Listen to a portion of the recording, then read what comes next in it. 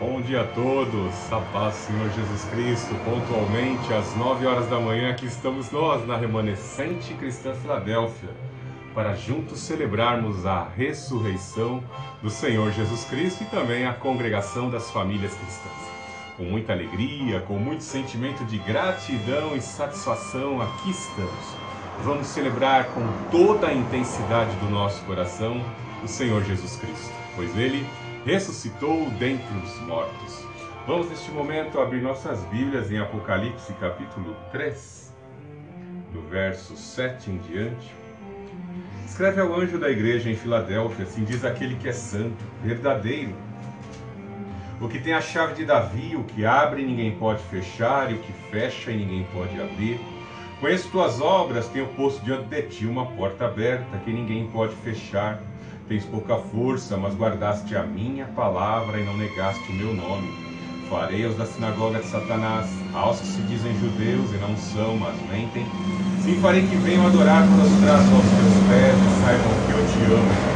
E presta atenção à minha exortação, à perseverança eu também te guardarei, da hora da provação que virá sobre o mundo inteiro, para apurar provas que habitam sobre a terra. Venho sem demora. Observa o que tens, para que ninguém tome tua coroa. Farei do vencedor uma coluna no templo do meu Deus, de onde jamais sairá. Escreverei nele o nome do meu Deus, o nome da cidade do meu Deus, a nova Jerusalém, que desce do céu da parte do meu Deus, e também o meu novo nome. Quem tem ouvidos, ouça o que o Espírito diz às igrejas. Quando se falamos de provisões, nós vemos que certas situações e certos projetos da vida têm que estar embasados em projetos, né? No curso de pós-graduação em MBA, Gestão Empresarial, nós aprendemos a dar um tripézinho que é fundamental nós assim termos em nossas consciências quando vamos empreender em alguns projetos. Perdão. Os nossos projetos têm que ter tempo, um tempo para concluir, um custo, um financiamento, pois haverão gastos, e o projeto, o escopo, o tempo e o custo. Esse tripé tem que fazer parte dos grandes empreendimentos, aonde vamos investir, no que trabalhar. E uma coisa bem certa, até mesmo as guerras, quando assim são implementadas, quando você vê uma guerra acontecendo, as intenções de guerra já ocorrem nos bastidores, em cenários ocultos, em clubes fechados, e o que nós vemos depois somente é a destruição. Veja que algumas nações aí armazenaram, né, o grande dragão vermelho do Oriente armazenou mais de 45 bilhões de dólares em mantimento, em alimento, para empreender, não se sabe ainda no que. Talvez na sua expansão imperialista. Da mesma forma também a Rússia armazenou suprimentos e também armazenou metais preciosos. Houve um armazenamento de algo que é essencial para poder implementar em conquistas imperialistas, aquisição de novos reinos, de novas terras.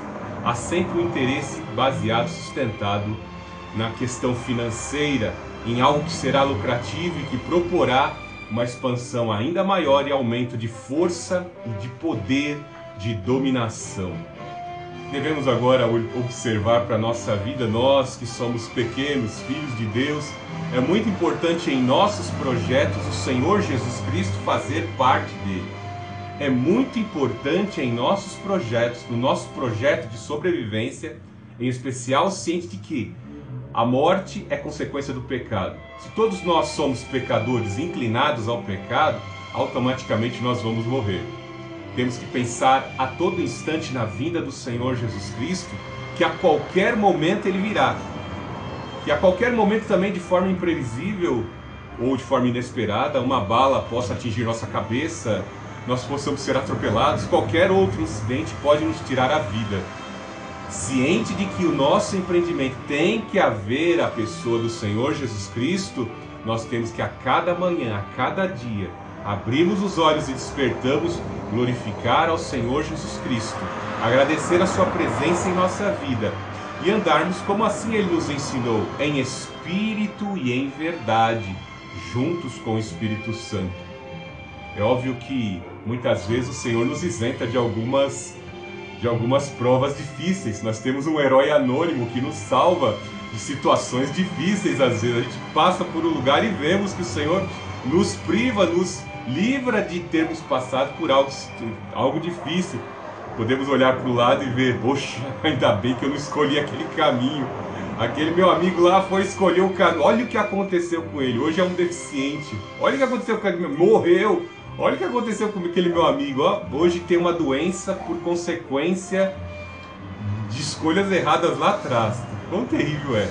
Somos guardados do Senhor. É interessante que no texto da igreja de Filadélfia, tudo isso que eu estou falando aqui em outras palavras, está escrito. A importância do Espírito Santo em nossos projetos, no nosso projeto de vida, no nosso projeto de sobrevivência. É essencial termos a provisão do Espírito Santo. Você se lembra da parábola das 10 virgens? Qual a importância de, no aguardar do noivo para participar daquele casamento, havia uma necessidade de ter azeite nas suas lamparinas. Nos dias de hoje vemos da mesma forma a importância do Espírito Santo em nossas vidas para aguardarmos a sua vinda inesperada. Só que algo interessante é que a palavra de Deus ela vai nos demonstrando por meio dos sinais e dos acontecimentos em semelhança para que o povo pudesse compreender naquela época e também nos dias de hoje pudesse compreender os sinais e a correlação dos sinais que antecedem a vinda do Senhor Jesus Cristo, a mulher que está prestes a dar à luz. Quanto mais se intensifica o tempo e as contrações, indica que a mulher vai dar à luz. Contamos os 9 meses, é óbvio, né? Existe um período de gestação, mas quando se aumentam as contrações, já é um indicador de que a criança vai nascer, a criança vai vir ao mundo. Então nós sabemos que quando se intensificam os sinais em proximidade de tempo, são indicadores da vinda do Senhor Jesus Cristo. Veja as catástrofes climáticas que estão ocorrendo no bramido das ondas e dos mares. Mais tsunamis ocorreram nesta virada nas primeiras 2 décadas do ano 2000 em diante. Vemos a intensificação de tsunamis, como assim previu o Senhor Jesus Cristo no Evangelho de Lucas. Fome, escassez. É interessante que as riquezas aumentam trilionariamente falando, mas mesmo assim não há solução para o problema da fome, né? E fica aquele discurso terrível sendo disseminado, mas a solução para o problema da fome não existe, né? Não são implementadas medidas efetivas para se erradicar a fome. Veja a violência. Existem formas certas de acabar com a violência, mas infelizmente tem sempre alguns humanistas sabotando os projetos para se acabar com a violência, né? Porque não existe punição. Se não existe punição, as pessoas vão continuar na marginalidade, cometendo crimes, latrocínios e homicídios. Então vemos que soluções são fáceis, difíceis a ser implementadas, porque o inimigo peleja contra as pessoas. E como eu disse, esses sinais estão se intensificando e de certa forma trazendo um certo pânico às nossas vidas. Nós, filhos de Deus, não devemos temer. O salmista nos ensina que quando estamos abrigados como filho do Altíssimo, na presença do Altíssimo, à sombra do Onipotente, nós descansamos. Se descansamos na presença daquele que tem todo o poder, como disse o salmista, o que poderá nos fazer o homem? Ainda que matem a vida do nosso corpo, nossa alma está guardada naquele que já venceu esse mundo e ressuscitou dentre os mortos. Não há o que temer. Às vezes pensamos, damos um passo decisivo em servir ao Senhor Jesus Cristo, atendemos ao seu chamado e ficamos um tanto que perplexos. Como vai ser daqui para frente? Como será desenvolver esse chamado que o Senhor coloca sobre os meus ombros? Por mais que o cara consiga aí um diploma de doutor em teologia, no mercado de trabalho talvez ele não vai conseguir ganhar muito dinheiro, porque teologia não serve para encher currículo de ninguém, né? Eu acho que talvez a segunda mais, a mais bela de todas as profissões, primeiro medicina e depois teologia, uma especificamente em salvar a vida do corpo e outra especificamente em salvar a vida do ser humano, salvar a alma, a existência eterna dos seres humanos. São duas ciências que eu admiro muito. Mas veja que nós, a longo prazo, nós estamos nessa terra vivenciando, e no momento, uma circunstância como essa, nós ficamos um tanto que perplexos. Como será daqui para frente? Como será daqui para frente? Nos vem a palavra, nos vem à mente algumas palavras, alguns textos do Antigo Testamento, em que mostra o povo saiu do Egito, e agora? O que vai ser daqui para frente? Eu me lembro de uma situação tanto que engraçada, né? Nós ficávamos dentro da fábrica ali 10 horas por dia, né? Um bom tempo, e as pessoas fazem serviços repetitivos, é tudo muito mecanizado e aquilo fica impregnado na consciência e na cultura. E às vezes as pessoas saíam num dia de sol, principalmente quando tinha o antigo horário de verão, era um dia iluminado, as pessoas saíam da fábrica, viam o sol, quando passavam pela catraca da empresa e ficavam ali, não sabia a direção para onde ia, de tão acostumado que era ficar dentro da fábrica, de tão impregnado que ficou a condição de subordinação de trabalho dentro da fábrica. Bem assim, nós muitas vezes não sabemos o que fazer. Saímos, temos a liberdade como o povo hebreu do cativeiro egípcio, e não entenderam que estavam sendo retirados dali pela poderosa mão de Deus para novidade de vida. Não agora para serem idólatras, adoradores dos ídolos do Egito. Ezequiel revela isso, né? Que o povo de Deus também se contaminou com os ídolos, os demônios do Egito. Agora o Senhor os libertava para uma novidade de vida. E quando Deus liberta para uma novidade de vida, Ele vai trazer tudo o que é essencial para trazer sustentabilidade para a sobrevivência do povo de Deus. E aí, Moisés, o que nós vamos comer? Calma, essa mesma nuvem que nos protege do calor escaldante que o sol proporciona, vai fornecer todas as manhãs o maná. E agora, Moisés, como caminharemos à noite? Essa mesma nuvem de glória se transforma em coluna de fogo para nos iluminar e nos aquecer no frio do deserto à noite. Veja que contraste entre frio e quente. Deus cuidando. Deus, como disse o salmista, prepara mananciais no deserto. Preparou codornizes. A rocha foi ferida e forneceu água. Os inimigos vieram e foram derrotados no deserto. Rei de Og e de Bazã. Deus preservou as sandálias e as vestimentas do seu povo. Ficamos perplexos ainda. Se esquecemos, veja que o povo não tinha nem dado 50 dias após a saída do cativeiro egípcio, já estavam ainda impregnados com a cultura do Egito, cultuaram os demônios no deserto, cultuaram os sátiros, os deuses híbridos, metade homem, metade bode. O povo de Deus cometeu essa atrocidade. Muitos pereceram no deserto. Todos foram resgatados, não ficou uma unha sequer no Egito. Mas nem todos foram aprovados no deserto. Isso que nós temos que tomar cuidado. Não duvidar da forma de Deus administrar. Não duvidar da forma como Deus está gerindo sobre o universo. Ele é o supremo cuidador. Ele tem todo o poder para trazer à existência aquilo que não existe. Certa vez, o diabo lançou muitas setas na minha vida acerca do meu chamado, para pôr em dúvida o chamado que foi colocado sobre os meus ombros.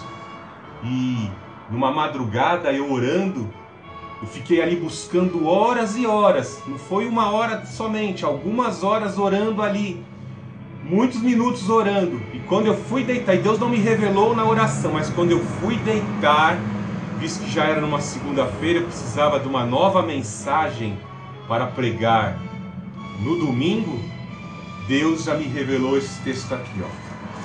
Está em Isaías 46, 4. Eu serei o mesmo até a vossa velhice, e ainda na vossa idade avançada eu vos carregarei. Eu vos criei e vos levarei, sim, e vos carregarei e vos livrareis. Deus fala ou não fala por meio da sua palavra? Aquilo que nós buscamos a madrugada inteira, do que vai ser daqui para frente, o nosso Deus está transcendendo a tudo isso, nos demonstrando: eu vou cuidar na velhice. Eu não esqueci o pastor Fernando jovem, que abriu mão da sua juventude para me servir. Eu não esqueci do pastor Fernando maduro, que abria mão às vezes de 4 domingos no mês, 2 domingos eram colocados a pregação da palavra. Eu não esqueci dessas obras. Eu não esqueci do Fernando mais maduro e do Fernando hoje com 50 anos de idade. Eu não esqueci do pastor Fernando. Eu tive uma aliança no passado, em todo o teu processo e agora na velhice. Eu prometo que mesmo que você não possa mais andar, eu te carregarei, pastor Fernando. Deus revelou isso para mim. Essa palavra serve para você? Essa palavra se estende ao teu coração, que Deus vai cuidar do seu povo? Incremento mais essa palavra naquilo que o apóstolo Pedro diz na sua segunda epístola, que o Senhor sabe muito bem como livrar na hora da tribulação. O nosso Deus sabe muito bem como livrar o seu povo na hora da tribulação. Confie nessa palavra, confie no cuidado de Deus. Ele não te abandonou, Ele tem cuidado de você. Você chegou até aqui, você está vivo, é o Senhor dando oportunidade. Mas por que por meio de tanto sofrimento? O Senhor sabe todas as coisas. O Senhor tem fase de tratar com dor, com alegria na vida de todos. Muitos estão em alegria, mas talvez estejam um tanto que distantes do Senhor.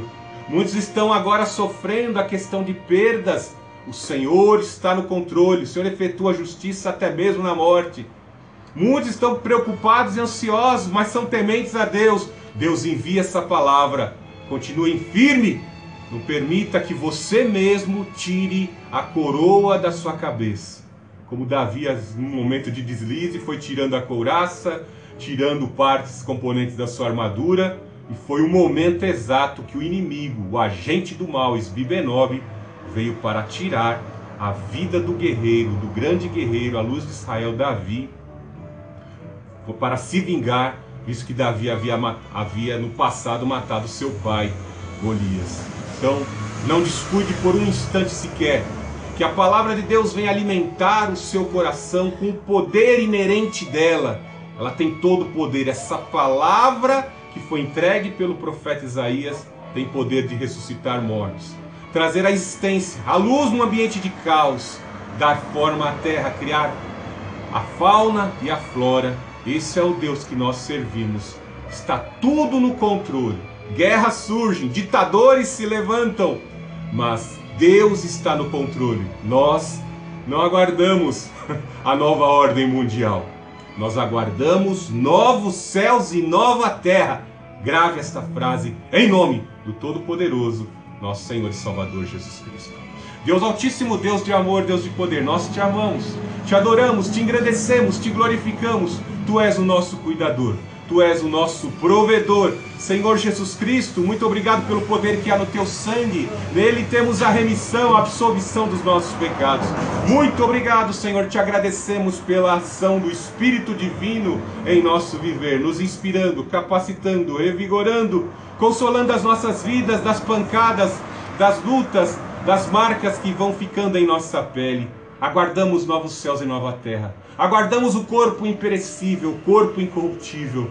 Por isso te adoramos, te veneramos nessa manhã, ó Deus Altíssimo. Senhor Jesus Cristo, Santo Espírito do Deus Altíssimo, te veneramos nessa manhã. Te exaltamos por teus feitos. Traga à nossa memória constantemente que o Senhor foi fiel ao seu povo e jamais o abandonou nos momentos difíceis, pois tu és fiel. É impossível o Senhor mentir, pois é a plena verdade. Pois é a plena verdade. O Senhor é a verdade. Suas promessas são verdadeiras e ninguém pode impedir a sua ação sobre as nossas vidas. Senhor Jesus, abençoe a todos que se encontram aqui na Remanescente Cristã Filadélfia. Senhor Jesus Cristo, abençoe os nossos ajudadores, os nossos alunos, os nossos colaboradores. Põe tua mão poderosa sobre a vida deles, Senhor Jesus Cristo. E que essa palavra de provisão entre nos corações e alimente a fé, a convicção, em nome do Senhor Jesus Cristo. Nessa manhã remanescente cristã Filadélfia, adore e exalta ao Deus Altíssimo. Adore e exalta ao Filho do Deus Altíssimo. Adore e exalta ao Espírito do Deus Altíssimo. Nesta manhã de domingo, louve, adore, exalte e engrandeça ao Senhor Jesus Cristo. Ele ressuscitou dentre os mortos.